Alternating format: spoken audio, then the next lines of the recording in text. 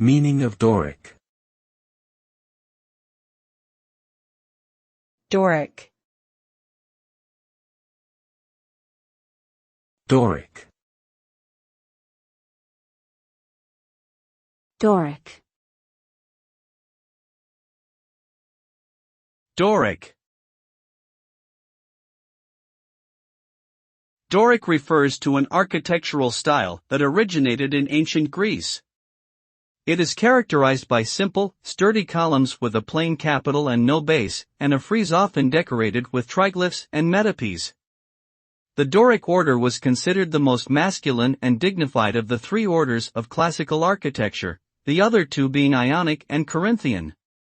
The style has been used throughout history, including during the Renaissance and in modern architecture. Despite its simplicity, the Doric style embodies a timeless elegance and strength that continues to be appreciated today.